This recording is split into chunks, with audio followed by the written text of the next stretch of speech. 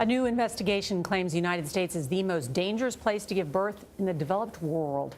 Every year in the U.S., more than 50,000 mothers are severely injured during or after childbirth. 700 women die. Maternal death in the United States has been steadily rising, and the U.S. now has the highest rate in the developed world. In a story you'll see first on CBS this morning, USA Today conducted a 4-year investigation into the nation's maternity hospitals. The paper spoke to several families who lost loved ones and women who were permanently harmed during their deliveries.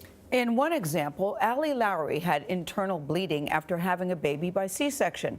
It took medical staff hours to act on the warning signs, and in that time, she nearly bled to death. One minute I could hear people talking, the next minute I couldn't hear anything. One minute I could see people, the next minute it was just black. I was really scared because I knew that I shouldn't have been feeling that way. They wheeled her out. I said, that's my life right there. Like, take care of her. Boy, Allie needed a hysterectomy to stop the bleeding. She and her husband, Sean, then sued Knox Community Hospital in Ohio. They settled out of court. The doctor and hospital denied wrongdoing, and Knox Community told us it could not comment on the case due to patient privacy laws.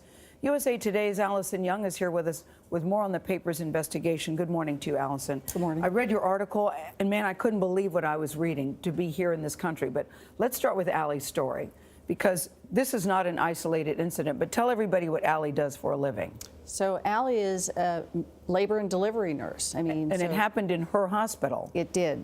And you said people should really be outraged by what's happening in this country. A lot of women are dying that don't need to die. Why? Absolutely. The experts say that about 50% of the deaths of women from childbirth-related causes could be prevented if they were given better medical care. And that's a really surprising thing, given that we are one of the wealthiest countries in the world, and we spend so much on medical care. And we're not just talking about the women who die. We're talking about 50,000 U.S. women who are suffering life-altering harms. They're having to have hysterectomies. They can't have babies anymore. They end up in the ICU when they should be bonding with their babies. And a significant percentage of those don't need to happen, or the harms could be reduced with better medical care. Allison, I thought it was so interesting. You think about the pain and how dangerous childbirth is, but what you found is that actually many of the dangers happen after the baby is born. So what is happening in the lack of care that mothers are receiving? So there are two leading causes of childbirth deaths and injuries.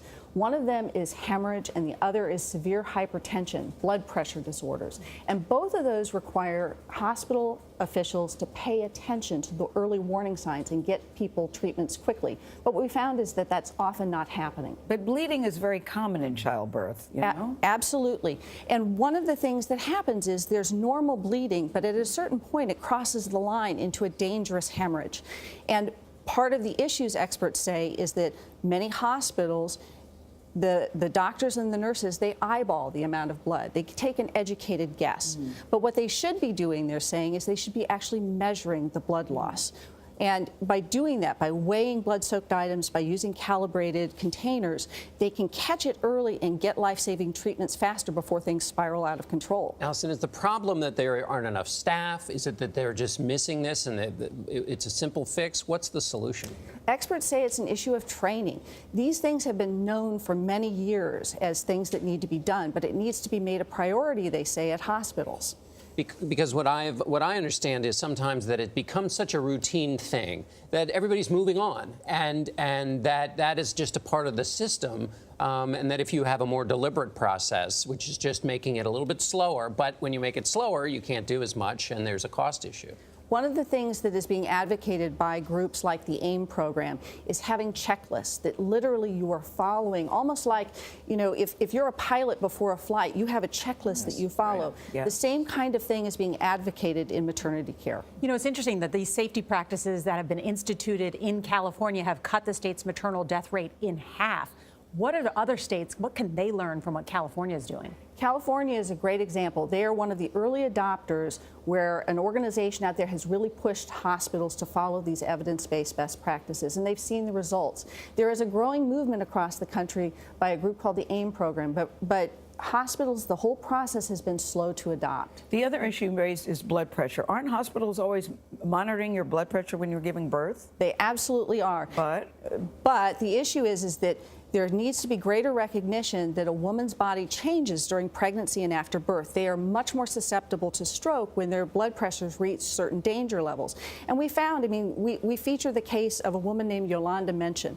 I mean, this woman had these blood pressures above a danger level and yet was discharged from Just her gotta hospital. pay attention. Yeah, Exactly. no, it's really important. Really, Very thank you, important. Allison. Great reporting. Allison. Thank you.